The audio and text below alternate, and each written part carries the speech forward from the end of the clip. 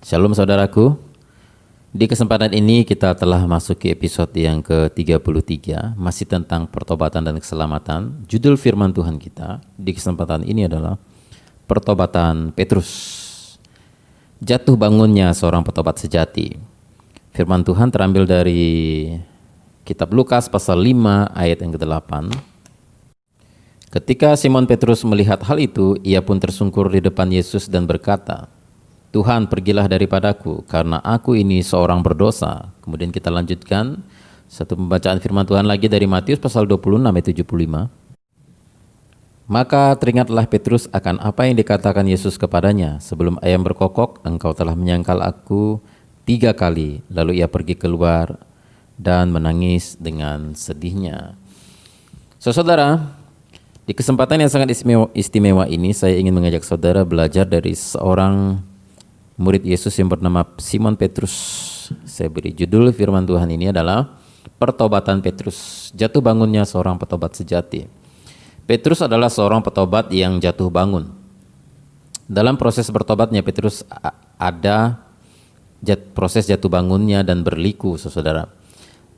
Petrus tercatat 2 kali bertobat. Yang pertama adalah ketika dia berjumpa dengan Tuhan Yesus untuk pertama kalinya, seperti ayat yang tadi yang kita baca di dalam Lukas pasal 5 ayat 8.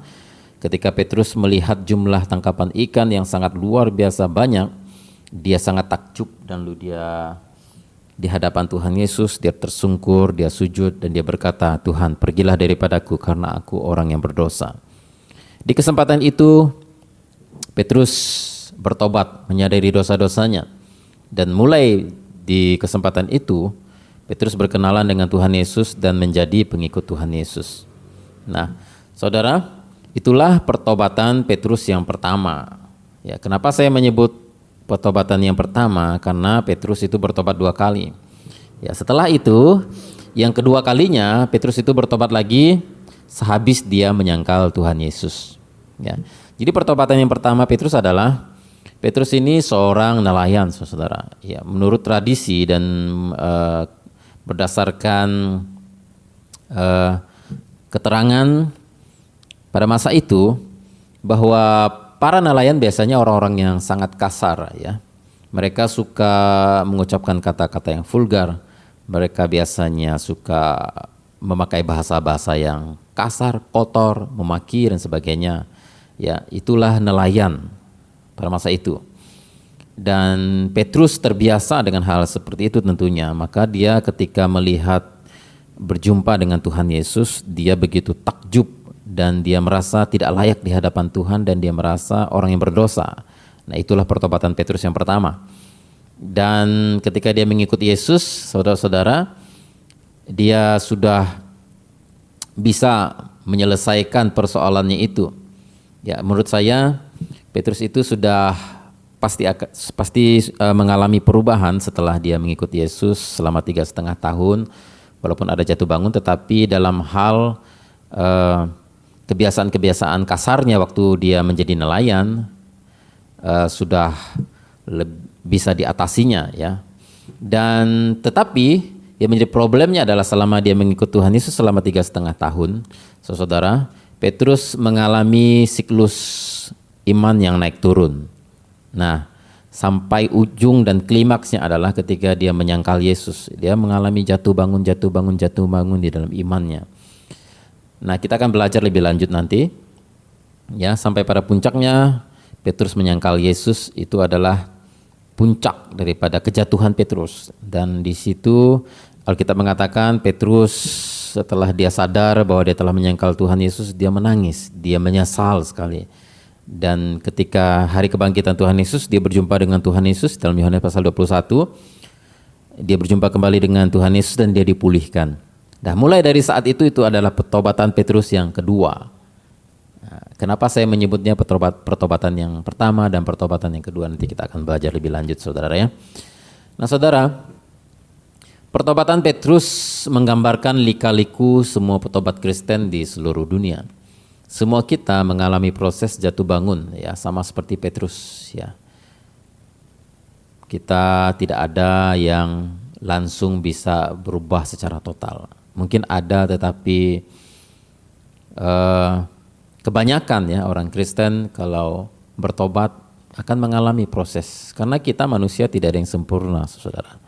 Ya, dalam hal yang pada awalnya kita sulit untuk berubah di bidang itu, kita sudah bisa berubah, tapi di bidang lain kita jatuh lagi. Ya, begitulah siklus kehidupan kita di dalam perjalanan iman kita. Itulah yang dialami juga oleh Petrus. Ya, semua kita mengalami proses jatuh bangun seperti Petrus. Ya, contoh-contoh kejatuhan Petrus adalah ya di dalam Matius pasal 16 ayat 21 sampai 23. Sejak waktu itu Yesus mulai menyatakan kepada murid-muridnya bahwa ia harus pergi ke Yerusalem dan menanggung banyak penderitaan dari pihak tua-tua, imam-imam kepala dan ahli-ahli Taurat, lalu dibunuh dan dibangkitkan pada hari ketiga. Tetapi Petrus menarik Yesus ke samping dan menegur dia, katanya, "Tuhan, kiranya Allah menjauhkan hal itu. Hal itu sekali-sekali tak akan menimpa engkau." Maka Yesus berpaling dan berkata kepada Petrus, "Enyahlah iblis, engkau suatu batu sandungan bagiku, sebab engkau bukan memikirkan apa yang dipikirkan Allah, melainkan apa yang dipikirkan manusia." Nah, saudara, jadi dia tidak memahami bahwa Tuhan Yesus akan disalibkan dan dibangkitkan pada hari yang ketiga. Nah, contoh lain kejatuhan Petrus adalah dia tertidur di Taman Getsemani, padahal Tuhan Yesus meminta supaya mereka ikut berjaga-jaga dan berdoa, tapi dia tertidur. Kemudian ketika Tuhan Yesus ditangkap dan akan disalibkan, dia memotong telinga seorang hamba imam besar. Ya. Kemudian puncak daripada semua kejatuhan Petrus adalah ketika dia menyangkal Tuhan Yesus sebelum ayam berkokok. Dia menyangkal Tuhan Yesus 3 kali. Mungkin kalau zaman sekarang orang yang seperti Petrus adalah orang yang pernah murtad tapi balik lagi ke Kristen. Ya. Pernah menyangkal Yesus lalu balik lagi ke Kristen. Kira-kira seperti itu. Kejatuhan Petrus boleh dikatakan lumayan cukup parah, ya. Hampir-hampir setara dengan Yudas. Ya. Menyangkal itu sama dengan pengkhianat. Ya. Petrus itu kadang-kadang imannya besar, tapi kadang-kadang imannya sangat kecil, saudara. Jadi Petrus itu memang siklusnya imannya jatuh bangun. Kita bisa melihat bagaimana iman yang besar ketika dia meminjamkan perahunya untuk Tuhan Yesus ketika Tuhan Yesus mengajar untuk perjumpaan pertamanya dengan Tuhan Yesus. Kemudian dia menaati Tuhan Yesus ketika Tuhan Yesus menyuruh dia untuk pergi menebarkan jala ke tempat yang lebih dalam. Padahal Petrus dalam keadaan yang sangat lelah, sepanjang malam tidak mendapatkan ikan, dia sedang mencuci jalanya, dan orang yang memberikan perintah itu adalah orang yang tidak mengerti tentang menangkap ikan. Ya, siapa orang ini nyuruh-nyuruh menangkap ikan di siang-siang hari ke tempat yang dalam? Belum pernah bisa menangkap ikan di siang hari di tengah-tengah di danau ke tempat yang dalam. Ya, mungkin Petrus lebih paham daripada Tuhan Yesus. Tapi ternyata ketika Petrus mau menaati, dia berhasil menangkap ikan dengan jumlah yang sangat banyak, walaupun dalam keadaan lelah. Nah, ini kelebihannya Petrus. Ya. Dia bisa menaati Tuhan Yesus dalam keadaan lelah dan belum kenal Yesus pada waktu itu. Kemudian berjalan di atas air, inilah kelebihan juga Petrus. Ya. Tapi walaupun setelah itu dia tenggelam, ya. Kemudian ketika Tuhan Yesus berubah menjadi terang bersama dengan Musa, Elia, ya. Petrus ada di situ menyaksikan. Nah, ini salah satu kelebihannya Petrus, dia itu begitu dekat dengan Tuhan Yesus. Dan ketika Tuhan Yesus bertanya kepada Petrus, "Apakah pendapatmu tentang aku?" Dia memberi jawaban dan pendapat yang sangat tepat, yang dipuji oleh Tuhan Yesus, dan itu adalah kebenaran yang sangat tepat yang diucapkan oleh Petrus. Dalam Matius pasal 16 ayat 15 sampai 17 berbunyi begini. Lalu Yesus bertanya kepada mereka, "Tapi apa katamu, siapakah aku ini?" Maka jawab Simon Petrus, "Engkau adalah Mesias, anak Allah yang hidup." Ya. Jadi Petrus mengucapkan kalimat yang sangat tepat tentang siapa Tuhan Yesus. Nah, ini kelebihannya Petrus. Kemudian Petrus adalah murid yang paling dekat dengan Tuhan Yesus. Boleh dikatakan Petrus itu adalah ketua kelas walau tidak resmi. Ya. Kalau kita simpulkan, iman Petrus itu kayak yoyo, ya saudara-saudara, ya. Kadang-kadang di atas langsung turun ke bawah, kadang-kadang ke atas langsung turun ke bawah. Ya. Iman Petrus itu seperti roller coaster. Ya. Turun, naik, jatuh, bangun, ya. Gitu kira-kira. Orang yang menggebu-gebu. Dalam bahasa daerah saya, panas-panas tai ayam. Itulah Petrus ya. Semangat di awal tapi letoy di belakang. Baru saja berjalan di atas air ya, contohnya baru saja dia berjalan di atas air, kan itu kan iman yang hebat ya, bisa berjalan di atas air. Tiba-tiba kemudian setelah itu melihat tiupan angin keras, dia mulai goyah lalu tenggelam. Itulah Petrus. Baru saja dia bisa berjalan di atas air, kemudian dia tenggelam. Baru saja dia dipuji Tuhan Yesus karena mengucapkan kata-kata yang hebat tadi, engkau adalah anak Allah yang hidup, engkau adalah Mesias, anak Allah yang hidup. Baru saja dia dipuji oleh Tuhan Yesus, berbahagialah engkau Simon ya, bin Yunus, sebab bukan manusia yang mengatakan itu kepadamu, melainkan Bapakku yang di sorga. Wah, Tuhan Yesus puji Petrus. Nah, tapi kalau saudara baca di dalam ayat berikutnya tadi, di dalam Matius pasal 16 ayat yang ke 22, tetapi Petrus menarik Yesus ke samping dan menegur dia, katanya, Tuhan, kiranya Allah menjauhkan hal itu sekali-kali tidak akan menimpa engkau. Maka Yesus berpaling dan berkata kepada Petrus, enyalah iblis, engkau suatu batu sandungan bagiku, sebab engkau bukan memikirkan apa yang dipikirkan Allah, melainkan apa yang dipikirkan manusia. Baru saja dia dipuji oleh Tuhan Yesus karena dia berkata benar, engkau adalah Mesias, anak Allah yang hidup ya. Baru saja dipuji. Setelah itu Tuhan Yesus memarahi Petrus karena Petrus tidak mengerti akan kehendak Tuhan bahwa Yesus harus disalibkan untuk menebus dosa banyak orang dan akan dibangkitkan. Dia berkata, jangan sampai terjadi, guru. Ya. Jadi Petrus ini imannya itu kayak yoyo, baru saja naik langsung turun lagi, saudara ya. Nah, baru saja Tuhan Yesus memuji dia, Simon bin Yunus, engkau akan disebut Petrus, batu karang, ya, kata Tuhan Yesus. Tapi setelah itu, tidak lama kemudian, karena dia berkata, Guru, Tuhan, jangan sampai engkau disalib, ya, jangan sampai sesekali terjadi padamu. Ya, dia tidak mengerti kehendak Tuhan. Lalu Tuhan Yesus berkata, engkau batu sandungan. Tadi baru dibilang batu karang, sekarang dibilang batu sandungan. Nah, itulah Petrus. Ya, dia naik sebentar, langsung turun. Dia naik langsung jatuh. Itulah imannya Petrus. Jadi Petrus adalah seorang petobat yang jatuh bangun. Nah, inilah model pertobatannya Petrus. Nah, kalau ada di antara saudara yang sudah bertobat, mengenal Tuhan, tapi jatuh bangun, nah saudara mirip Petrus ya. Petrus baru saja berkata rela mati demi Yesus, rela masuk penjara demi Tuhan Yesus. Dan sekali-sekali tidak akan meninggalkan Tuhan Yesus. Tidak lama kemudian dia menyangkal Tuhan Yesus. Itulah Petrus. Ya. Kalau ada orang Kristen yang kayak begini, inilah tipe-tipe pertobatan Petrus. Ya. Tipe pertobatan Petrus. Kalau saudara mengalami proses jatuh bangun, ya, seperti Petrus, jangan cepat putus asa. Ya, kita akan belajar bersama tentang Petrus ini. Lihat pada akhirnya saudara, walaupun Petrus di awal itu jatuh bangun, tapi di akhirnya dia itu di pertengahan sampai akhir dia itu luar biasa saudara. Nah, kita akan lihat perubahan-perubahan terjadi pada Petrus. Nah, jadi kita menyimpulkan saudara, yang pertama ya, pertobatan Petrus adalah yang pertama adalah dia adalah seorang petobat sejati yang mengalami jatuh bangun.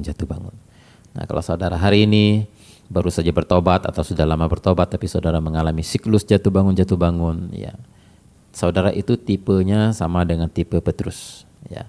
Nah, kita lanjutkan lagi saudara. Yang kedua, kita akan belajar tentang Petrus yang sudah bertobat adalah Petrus yang berbeda. Nah, bagaimana dengan Petrus yang sudah bertobat? Petrus yang sudah bertobat itu adalah Petrus yang berbeda ya. Yang pertama, dia bertobat ketika di perahu. Nah, dia tidak lagi mengucapkan kata-kata kasar, kata-kata vulgar, itu sudah tidak pernah dia ucapkan selama dia ikut Yesus ya. Ya, itu perubahan yang pertama. Tapi di dalam hal imannya dia masih turun naik. Nah, pertobatan yang kedua adalah ketika dia berjumpa Tuhan Yesus. Ketika hari kebangkitan Tuhan Yesus bertanya kepadanya, Petrus, apakah engkau mengasihi aku? Di situ, itu pertobatan Petrus yang kedua. Ya Tuhan, aku mengasihi engkau. Di situ terjadi pertobatan yang kedua. Ya, sehabis dia menyangkal Tuhan Yesus. Nah, saudara, karena apa saya menyebut pertobatan yang kedua? Karena Petrus itu bertobat dua kali. Yang pertama bertobat dari kehidupan nelayan yang kasar, ya. Ya, ketika dia mengikuti Yesus itu sudah agak berubah. tapi imannya ini masih turun naik turun naik. Nah, pertobatan yang kedua adalah pertobatan dari kehidupan iman yang turun naik turun naik. Kadang naik, kadang turun, kadang naik, kadang turun, kadang jatuh, kadang bangun. Ya. Nah, pertobatan yang kedua itu pertobatan daripada iman yang turun naik itu. Nah, Petrus yang sudah bertobat adalah Petrus yang berbeda, saudara. Kalau Anda membandingkan kisah hidup Petrus di 4 kitab Injil, itu sangat berbeda dengan Petrus yang ada di Kisah Para Rasul pasal 1 sampai Kisah Para Rasul pasal 8, yaitu banyak cerita tentang Petrus di situ. Ya, walaupun di pasal-pasal berikutnya masih ada tentang Petrus. Tapi saudara yang kasih oleh Tuhan, kita akan menemukan Petrus orang yang berbeda, seperti 2 orang yang berbeda. Ya, Petrus yang berbeda di Kisah Para Rasul adalah Petrus yang menyembuhkan orang lumpuh, Petrus yang sekali berkhotbah 3.000 orang bertobat. Ya, bayangannya saja dapat menyembuhkan orang. Ya, dia membangkitkan orang mati. Ya, dia tidak takut mati lagi karena imannya kepada Kristus. Dia seorang pemimpin, dia seorang pendiri gereja yang hebat. Ya. Dia seorang yang berwibawa, dia seorang yang tenang, dia seorang yang pemberani, dia seorang pemimpin, dia seorang yang sangat stabil emosinya, dia tidak gegabah dan tidak terburu-buru lagi berbicara seperti kemarin-kemarin, ya. Nah, itu terjadi setelah hari kebangkitan Tuhan Yesus. Setelah dia menerima pencurahan Roh Kudus. Dia cakap mengajar, dia berhikmat, dia penuh dengan kuasa untuk mengadakan mujizat. Padahal dia sekolahnya tidak tinggi. Dia tidak seperti ahli-ahli Taurat yang setiap hari dia sangat mengerti akan Taurat, akan firman Tuhan. Petrus ini tidak. Dia hari-harinya itu menjala ikan. Tapi ketika dia bertobat yang kedua, dia bisa begitu cakap dalam mengajar dan penuh dengan hikmat dalam mengambil keputusan-keputusan yang berhubungan dengan gereja. Dia begitu cakap memimpin, saudara. Nah, seperti kita melihat ada 2 orang yang berbeda. Ya, Petrus yang di 4 kitab Injil itu berbeda dengan Petrus yang ada di Kisah Para Rasul. Ya, Petrus yang ada di 4 kitab Injil itu adalah kita akan menemukan Petrus yang masih dalam proses bertobat, yang jatuh bangun, imannya seperti yoyo, ya. Petrus yang tidak stabil, yang jatuh bangun. Namun di Kisah Para Rasul kita akan menjumpai Petrus yang sudah mengalami kemenangan atas dosa. Seorang yang petobat yang sejati, seorang yang sudah keluar dari api pengujian, yang tidak mengalami jatuh bangun lagi, dan Petrus yang melakukan perkara-perkara hebat. Itulah Petrus yang di Kisah Para Rasul. Ya, ia seperti burung Raja Wali yang terbang tinggi. Ya. Petrus jatuh bangun di awal pertobatannya, namun setelah pertobatannya yang kedua kali, di hari kebangkitan Tuhan Yesus, ketika Tuhan Yesus menampakkan diri kepadanya, Petrus tidak pernah jatuh bangun lagi, saudara. Ya. Jangan samakan Petrus yang dulu dengan yang sekarang, karena Petrus yang dulu dan yang sekarang beda jauh. Petrus yang baru, Petrus yang sekarang sudah tidak bergumul lagi dengan ketidakstabilan. Ya. Iman yang seperti yoyo, ya, itu sudah disingkirkan. Iman yang seperti roller coaster itu sudah disingkirkan. Ya. Petrus yang sekarang adalah Petrus yang tenang dan stabil. Ya. Dalam bertobat penting sekali, saudara, untuk tidak terlalu lama dalam kubangan dosa yang sama, agar kita dapat melihat banyak hal-hal hebat terjadi dalam kehidupan kita. Saudara yang kasih oleh Tuhan, ya, Petrus yang dulu jatuh bangun. Tapi Petrus yang sekarang begitu stabil, begitu tenang, seorang pemimpin yang hebat, ya, berwibawa, ya, penuh dengan kuasa Roh Kudus untuk melakukan banyak mujizat. Nah, penting sekali, saudara, kita tidak terlalu lama, ya, berkutat dalam kubangan dosa yang sama. Ya. Seandainya, saudara yang kasih oleh Tuhan, seandainya Petrus terus-menerus sampai tua dia bergumul dengan ketidakstabilan, dia bergumul dengan iman yoyonya itu terus-menerus sampai tua, saudara, maka Petrus tidak akan kemana-mana dan tidak akan jadi apa-apa. Oleh sebab itu, penting sekali pertobatan Petrus ini adalah sebuah model pertobatan yang menurut saya cukup luar biasa dan harus kita contoh, ya. Memang di awal pertobatan kita mungkin kita bisa jatuh bangun, tapi harus ada titik di mana kita harus menjadi stabil. Ya. Petrus itu jatuh bangun itu sampai pada hari di mana Yesus disalibkan. Tapi ketika Tuhan Yesus sudah bangkit dan menampakkan diri kepada Petrus, ya, meminta komitmen Petrus untuk mengasihi dia, memberikan tugas mengembalakan domba-dombanya. Dari semenjak saat itu, ketika Petrus mengalami hal itu, pertobatan yang kedua, Ya, dia tidak pernah lagi jatuh bangun. Nah, inilah Petrus, hebatnya dia. Kalau Petrus masih jatuh bangun, tidak bisa dia dipakai Tuhan dengan luar biasa. Tidak bisa dia melakukan perkara-perkara yang besar seperti yang saya katakan tadi. Ya, membangkitkan orang mati, ya, yang mengajar dengan hebat, berkhotbah dengan ribuan orang yang bertobat dan dibaptis. Luar biasa saudara-saudara. Nah, kalau seandainya kita jatuh bangun sampai tua, saudara, kita tidak akan sampai kemana-mana. Dan kita tidak bisa dipakai Tuhan, sama seperti Petrus dipakai Tuhan, luar biasa. Nah saudara, kita akan belajar faktor-faktor yang menyebabkan Petrus berhasil dalam pertobatannya. Apa yang menyebabkan Petrus itu berhasil dalam pertobatannya? Yang pertama adalah niatnya yang tulus, saudara. Kalau kita membaca di dalam Matius pasal 26 ayat yang ke 75, Matius pasal 26 ayat yang 75 tadi kita baca bersama-sama, saya akan bacakan. Maka teringatlah Petrus akan apa yang dikatakan Yesus kepadanya. Sebelum ayam berkokok engkau telah menyangkal aku 3 kali, lalu ia pergi keluar dan menangis dengan sedihnya. Jadi Petrus itu setelah menyangkal Tuhan Yesus, dia begitu sedih, dia menyesal. Ya, dia lari, dia menyendiri, dan dia merenungi kesalahannya. Nah, ini menunjukkan bahwa Petrus sebenarnya tulus kepada Tuhan. Ya, dia punya hati yang tulus dan mengasihi Tuhan, tapi dia tidak bisa mengalahkan kedagingannya, dia tidak bisa mengalahkan ketakutannya. Ya, dia jujur, dia waktu itu masih takut mati. Ya, dia tidak berani mengakui secara terus terang bahwa dia adalah murid Tuhan Yesus. Ya, jadi walaupun dia gagal pada waktu itu, tapi kita bisa melihat dia setelah melakukan kesalahan, dia menangis, dia menyesal. Nah, inilah bukti ketulusan Petrus. Petrus punya hati yang tulus. Ya, walaupun kelihatannya dia menyangkal dan sepertinya dia itu pengkhianat, ya, tapi sebenarnya niatnya tulus, dia hatinya baik. Nah, banyak orang setelah melakukan dosa tidak seperti Petrus, merasa nggak bersalah. Ya, sudah melakukan dosa, tidak merasa bersalah, tidak menyesal. Ya, ini orang-orang yang nggak tulus bertobat. Tapi kalau orang yang tulus mau bertobat, tiap kali dia jatuh, dia pasti menyesal. Tiap kali dia jatuh, dia pasti menyesal.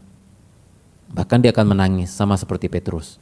Nah, ciri-ciri orang yang punya hati yang tulus untuk Tuhan, pertobatannya tulus dan sungguh-sungguh adalah dia bisa jatuh seperti Petrus. Tapi ketika dia jatuh, dia ada penyesalan. Dia ada penyesalan dan dia ada komitmen mau bangkit, ya. Kemudian Yohanes pasal 21 ayat 17, kalau kita baca dalam Yohanes pasal 21 ayat yang 17, ketika Tuhan Yesus bertanya kepada Petrus, apakah Petrus mengasihinya? Ayat 17, kata Yesus kepadanya untuk ketiga kalinya, Simon anak Yohanes, apakah engkau mengasihi aku? Maka sedih hati Petrus karena Yesus berkata untuk ketiga kalinya, apakah engkau mengasihi aku? Dan ia berkata kepadanya, Tuhan, engkau tahu segala sesuatu.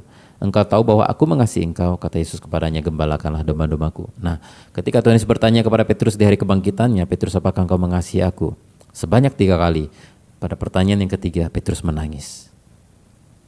Petrus menangis. Ini menunjukkan Petrus itu dia punya hati yang tulus kepada Tuhan. Dia punya hati yang mengasihi Tuhan. Ya, hanya saja kedagingannya begitu kuat dan dia tidak mampu melawan sehingga dia menyangkal Yesus pada waktu itu. Tapi hatinya tulus. Setiap kali dia bikin salah, setiap kali dia jatuh, dia selalu menyesalinya dan dia mau bangkit. Nah, saudara, jadi Petrus itu mengalami proses jatuh bangun pada saat ia bertobat. Namun yang luar biasa dari Petrus adalah niat dan ketulusannya yang tidak perlu diragukan lagi. Oke, jadi kita ketika bertobat bisa jatuh bangun, saudara.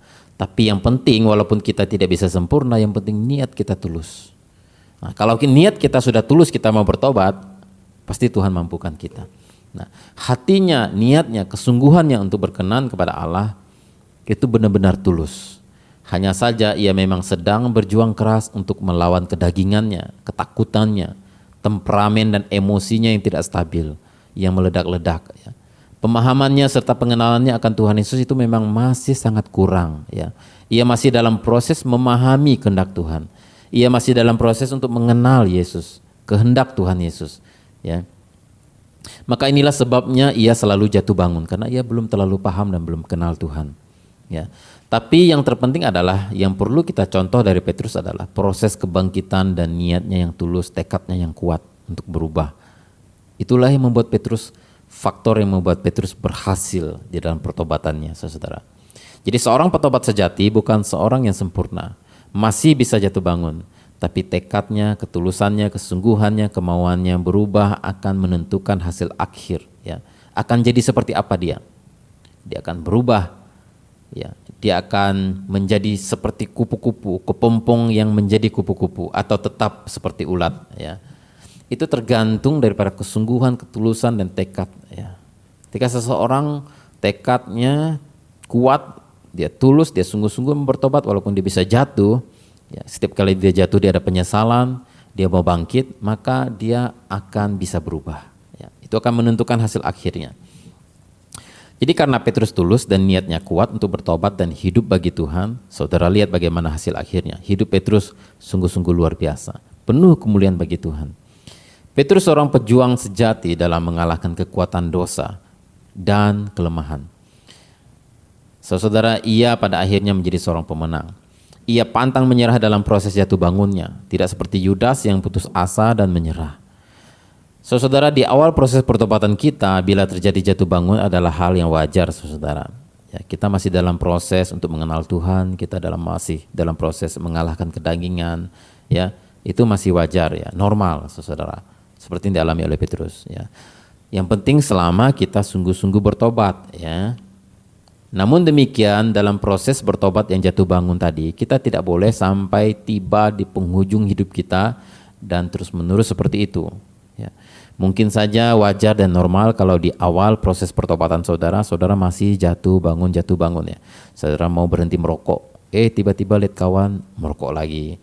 Saudara ingin berhenti minum alkohol, lihat kawan ngumpul-ngumpul, jatuh lagi. Saudara ingin berhenti berzina, ketemu cewek cantik, berzina lagi. Ya mungkin itu awalnya. Setelah saudara terima Yesus, saudara bisa jatuh bangun berapa kali. Tapi saudara jangan terlalu lama di situ. Ya, jangan terus-menerus sampai tua ada di kubangan itu terus. Tidak boleh seperti itu. Petrus hanya sampai batas kebangkitan Yesus.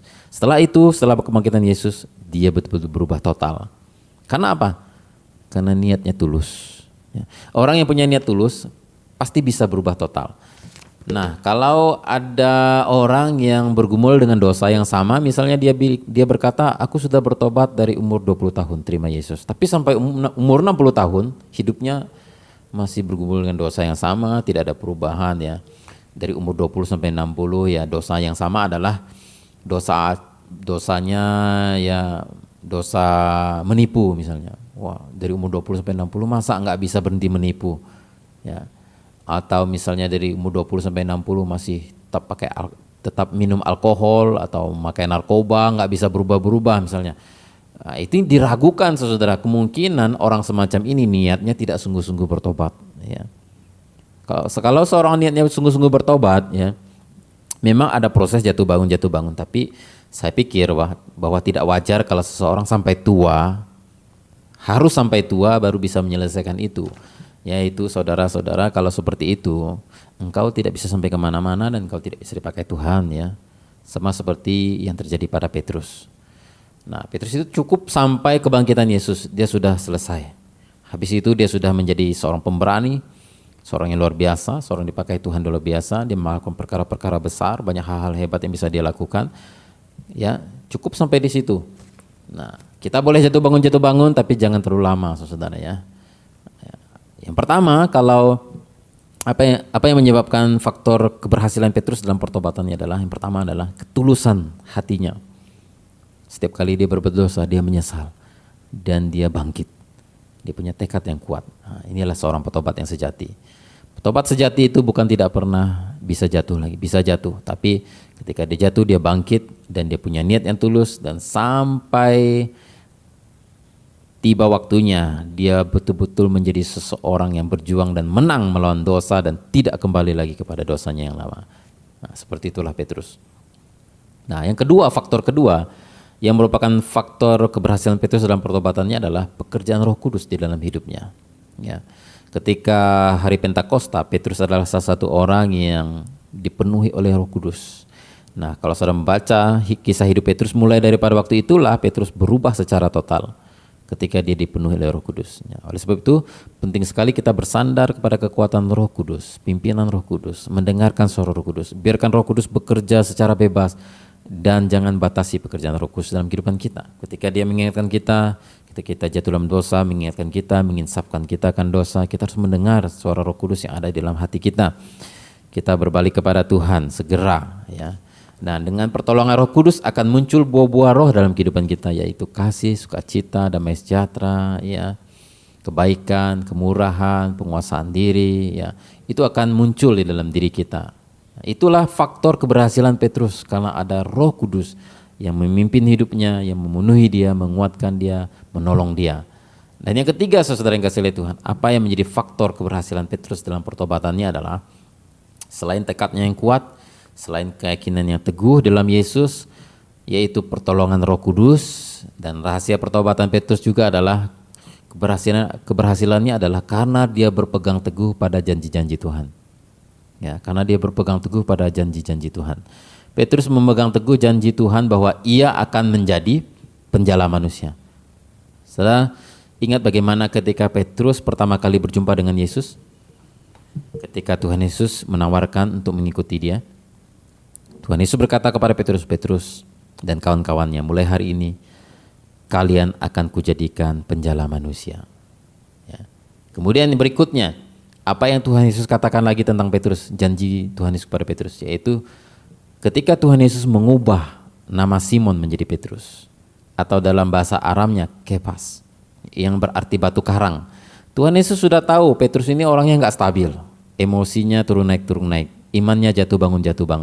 Nah, Tuhan Yesus berkata, engkau akan disebut Petrus atau Kephas, yaitu batu karang. Sekarang memang kamu nggak stabil.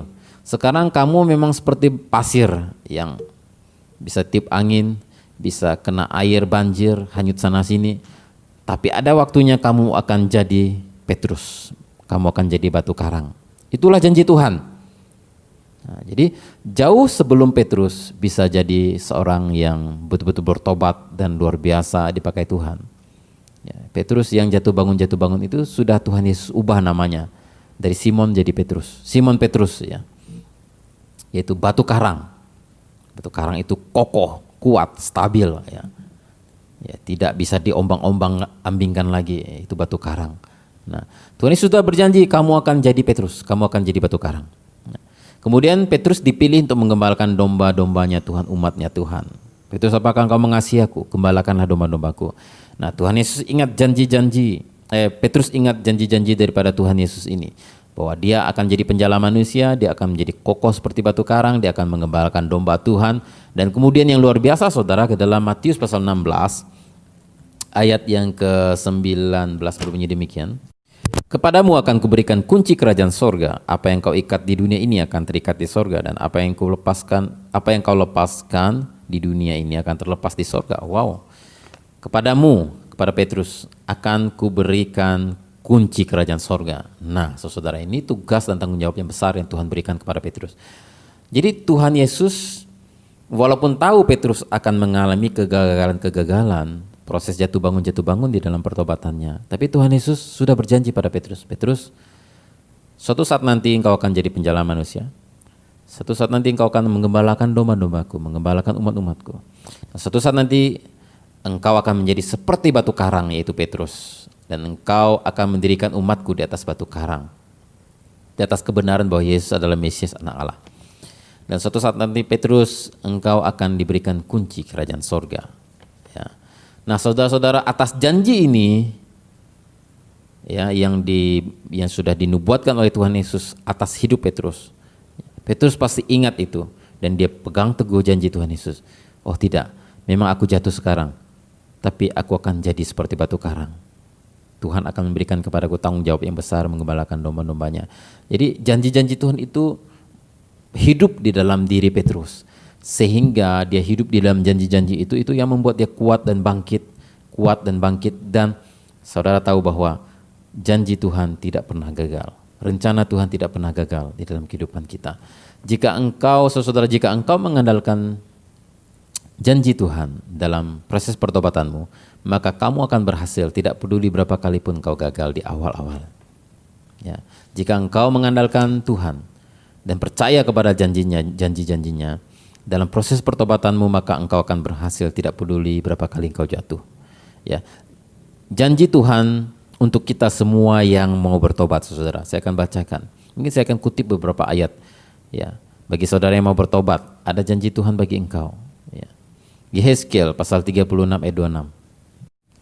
Kamu akan kuberikan hati yang baru dan roh yang baru di dalam batinmu, dan aku akan menjauhkan dari tubuhmu hati yang keras dan kuberikan kepadamu hati yang taat.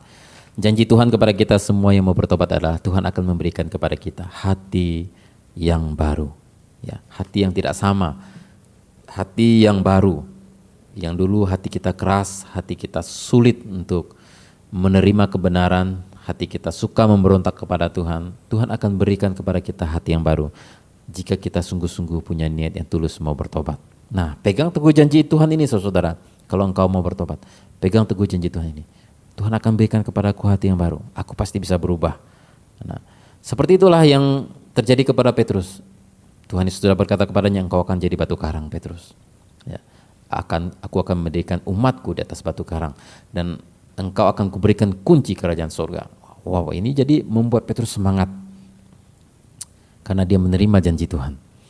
Nah, kita harus semangat di dalam ketika kita proses bertobat, ya, ada terjadi jatuh bangun, tapi kita ingat Tuhan akan memberikan kepada kita hati yang baru. Pegang teguh janji Tuhan ini. Dalam 2 Korintus pasal 5 ayat 17 mengatakan, jadi, siapa yang ada di dalam Kristus, ia adalah ciptaan baru. Yang lama sudah berlalu, sesungguhnya yang baru sudah datang. Bagi saudara yang ingin bertobat, ya, masih dalam proses pertobatan, ingat bahwa barang siapa yang ada di dalam Kristus, kita mengatakan dia adalah ciptaan baru. Yang lama sudah berlalu, sesungguhnya yang baru sudah datang. Yang lama sudah berlalu. Yang lama manusia lama kita, yang suka mabuk, yang suka berzina, yang suka menipu orang, yang seorang pembohong, seorang yang tidak bisa dipercaya, seorang pemalas, ya. Mungkin saudara, manusia lama saudara adalah seorang yang tamak, cinta uang, tapi manusia baru saudara di dalam Kristus adalah ciptaan baru. Yang lama sudah berlalu, yang baru sudah datang. Nah, pegang teguh janji firman Tuhan ini. Itulah yang menjadi kekuatan Petrus. Dia bisa berubah. Nah, percayalah kepada Tuhan dengan segenap hatimu, maka ia akan meluruskan jalanmu, kata Alkitab. Percayalah kepada Tuhan dengan segenap hatimu, maka ia akan meluruskan jalanmu. Dia akan meluruskan jalanmu sehingga engkau bisa berubah dan menjadi manusia yang baru dalam Kristus. Asal engkau percaya dan engkau pegang teguh janji firman Tuhan. Jadi perubahan hidup Petrus itu dipengaruhi oleh faktor janji Tuhan. Ya, nubuat Tuhan Yesus di dalam hidupnya. Ya, itu yang menjadi pegangan Petrus. Itulah yang menjadi kekuatan baginya sehingga dia bangkit, berubah, mengalahkan segala kedagingannya, mengalahkan segala ketidakstabilannya, mengalahkan iman yoyonya itu, ya, dia menjadi seorang pemimpin hebat, pemimpin besar, ya. Dia adalah bapak gereja mula-mula, seorang pendiri, seorang perintis yang sampai hari ini, saudara, Petrus ini adalah orang yang paling berjasa dalam kekristenan. Ya, yang penting bukan apa yang orang lain katakan tentang Anda, tapi apa yang Tuhan katakan tentang Anda. Ya, pada waktu saudara mau bertobat, orang akan melemahkan iman saudara. Wah, kamu ini nggak akan bisa lah lepas daripada judi. Kamu ini kan dari kecil sudah seorang pecandu alkohol, sudah jago minum. Tradisi kita juga seperti itu. Mana bisa kamu berubah? Orang-orang akan berkata seperti itu. Ya, mana mungkin ya kamu berubah dari sifat kamu yang kasar, pemarah itu, ya. Nanti kamu jadi lembek, jadi cengeng, ya, jadi orang nggak segan lagi sama kamu. Ya, mana mungkin walaupun kamu terima Tuhan Yesus kamu nggak akan bisa berubah. Ya, orang akan berkata seperti itu. Kamu nggak mungkin berubah, kamu nggak akan bisa, kamu tidak akan mampu. Tapi ingat janji-janji Tuhan kepada saudara. Apa yang Tuhan katakan tentang saudara? Tuhan berkata, aku mengasihi engkau. Ya, Tuhan berkata, kamu akan seperti batu karang. Tuhan akan berkata bahwa aku akan memberikan kepadamu hati yang baru. Tuhan berkata kepada kita, barang siapa yang ada dalam Kristus, kamu adalah ciptaan baru, yang lama sudah berlalu, yang baru sudah datang. Indah sekali saudara. Jadi pegang teguh janji firman Tuhan ini, ketika saudara jatuh, saudara bangkit kembali, bangkit, sampai lama-lama saudara akan terbiasa untuk hidup di dalam kebenaran dan kemenangan. Ya. Itulah yang faktor yang menentukan keberhasilan pertobatan Petrus. Apa yang Tuhan katakan tentang Anda tidak akan gagal, asalkan Anda mau turuti pimpinannya. Jadi kita belajar hari ini saudara yang kasih Tuhan, pertobatan Petrus.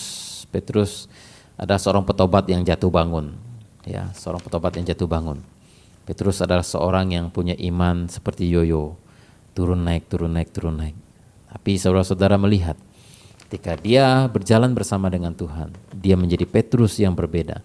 Ketika dia bertobat dengan sungguh-sungguh, ya apa yang menjadi faktor keberhasilan dan pertobatan Petrus adalah niat yang tulus. Setiap kali dia berbuat dosa, dia tidak seperti orang kebanyakan yang pura-pura tidak tahu, pura-pura seolah-olah tidak bersalah. Petrus ini ketika dia berbuat dosa, selalu dia hancur hatinya, dia menangis, dia menyesal. Nah, itu bukti daripada seorang yang sungguh-sungguh bertobat dan niatnya tulus. Ya, engkau bisa jatuh, tapi kalau engkau jatuh, ya, engkau harus bangkit. Ya, kalau engkau punya niatnya tulus, engkau pasti bisa berubah. Nah, dan yang kedua, saudara yang kasih Tuhan, faktor keberhasilan Petrus dalam pertobatannya adalah pekerjaan Roh Kudus. Ya, engkau tidak akan sendirian, Roh Kudus akan bersama dengan engkau pasti bisa berubah bersama dengan Tuhan. Dan yang ketiga, faktor keberhasilan Petrus adalah karena janji Tuhan di dalam hidup kita. Tuhan berjanji akan menyertai kita, Tuhan akan berjanji memampukan kita. Kekuatan itu bukan berasal dari diri kita. Jangan dengarkan apa kata orang, kamu gak akan bisa berubah. Kamu tidak akan mampu, kamu tidak akan bisa keluar dari sana. Tidak, katakan tidak. Saya bisa, karena Tuhan Yesus menjadikan saya ciptaan baru. Bersama dengan Kristus pasti bisa. Kita berpegang teguh pada janji Tuhan. Maka itulah faktor-faktor keberhasilan yang membuat Petrus menjadi luar biasa. Seolah-olah menjadi orang yang berbeda. Ya, di Kisah Para Rasul itu Petrus yang kita temukan adalah seolah-olah seperti Petrus yang lain. Ya, sangat berbeda dengan Petrus yang di keempat kitab Injil. Petrus yang di keempat kitab Injil itu ada kelebihannya, tapi banyak juga kekurangannya. Kalau saudara membaca dalam Petrus Kisah Para Rasul, hampir kita tidak menemukan kelemahan Petrus. Semuanya kelebihannya diceritakan di situ. Bukan Alkitab menutupi kekurangan Petrus, bukan. Tetapi memang Petrus sudah berubah total dan sudah menjadi seorang yang luar biasa seperti seekor burung raja wali yang terbang tinggi. Nah, inilah Petrus, seorang petobat sejati. Jadi saudara yang kasih Tuhan, inilah kebenaran firman Tuhan yang saya dapat bagikan kepada saudara. Mudah-mudahan ini menjadi berkat bagi kita semua. Salam, Tuhan Yesus memberkati. Amin.